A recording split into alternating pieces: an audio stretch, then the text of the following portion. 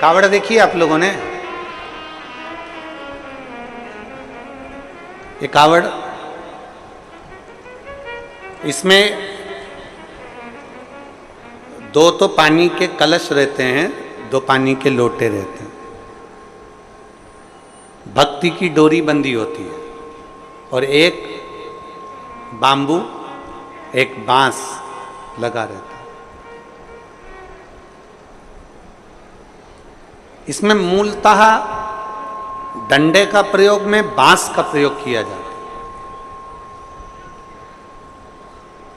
इसमें मूलतः इस कावड़ में डंडे के प्रयोग की जगह बांस का, बांबू का। इधर छत्तीसगढ़ में क्या बोलते हैं? बांस बोलते हो, बांबू बोलते हो? बांस। महाराष्ट्र में बांबू बोलते हैं इसको, बांबू। मूलतः प्रयोग होता है। अब जब हम इस कावड़ में अगर देखें तो सबसे मुख्य अगर कुछ होता है कावड़ ले जाने में तो वो बांबू होता है, बांस होता है। और बांबू का जो पेड़ होता है, बांस जो होता है, उसमें थोड़ी दूर तक अच्छा रहता है, फिर गठान आ जाती है, फिर थोड़ी दूर तक अच्छा रहता है, फिर गांठ आती है, फिर थोड़ी दूर तक अच्छा रहता है, फिर गांठ आती है। बोलो देखा कि नहीं देखा आप लोगों ने? बांबू में जगह जगह पर गांठ आती रहती है और बांबू अंदर से पोला रहता है। कोई कोई बांबू, कोई कोई बांस ठोस भी होता है, पर कितना भी ठोस हो बांस, उसके अंदर थोड़ा ना थोड़ा पोलापन रहता ही रहता है।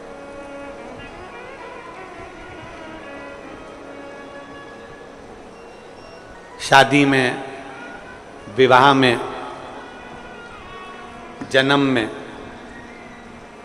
मरण में, मृत्यु के समय पर भी बांबू का, बांस का प्रयोग किया जाता है आखिरी तक। और कांवड़ चढ़ाने के लिए भी जिस बांस को पकड़ा जाता है, जिस बांबू को पकड़ा जाता है, जिसमें दो कलश बंधे होते हैं, उसको हम पूरे समय अपने हाथ में, कंधे पर, दोनों कंधे पर किसी भी तरह से उसको लेकर सावन के महीने में शंकर जी के पास जाते। उसका कारण क्या है? एक बांस कंधे पर लिया, दो लोटे, दो कलश उसमें बंधे, और उसको हमने पकड़कर बोल बम बोल बम बोल बम बोल बम बोलते बोलते बोलते बोलते। तो हम एक शादी में गए, वो नहीं माने कि वो बेटी ने जिद कर ली कि नहीं, गुरुजी नहीं आएंगे तो मैं वरमाला नहीं डालूं, फेरे नहीं करूं। फिर हमको जाना पड़ा। अब वो बेटी ऐसा हाथ करी, हमने उसके हाथ में श्रीफल वगैरह दिया, तो उसके हाथ में नाम लिखा हुआ था। तो हमने बेटी से पूछा, क्यों रही ये हाथ में नाम किसका लिखा है? तो बेटी ने कहा,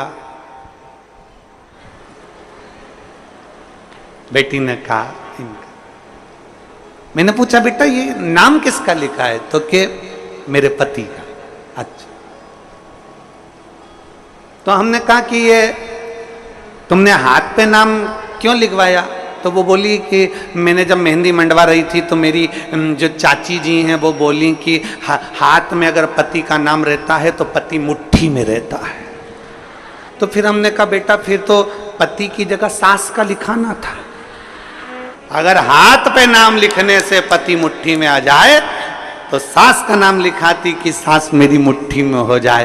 देख, हमने उस बेटी से कहा, देख, संसार में किसी को मुट्ठी में करने का प्रयास मत करो। प्रयास करो कि मेरे हाथ से सब छूटे रहें और मेरा महादेव मेरे हाथ में पकड़ा रहे, बस इससे ज्यादा कुछ। एक चेला और एक गुरुजी जा रहे थे, नदी में बहाव था।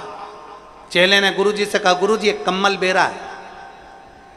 कम्मल जिसको लोग रात्रि को सोते हैं ओढ़कर, कम्मल बह रहा है पानी में। गुरुजी ने कहा, कहाँ है? वो देखो वो पानी में बह रहा। गुरुजी ने कहा, कम्मल तो अच्छा। चेला कहने लगा, गुरुजी जाऊं कम्मल लेने? गुरुजी ने कहा, मत जा बेटा, कम्मल लेने के लिए क्या करना, अपने पास कम्मल की ढेरी लगी हुई है, क्या करेगा कम्मल ला के? नहीं गुरुजी, कम्मल लेने तो जाऊंगा। गुरु का कहना चेले ने नहीं माना, नदी में कूद गया, कम्मल लेने के लिए गया।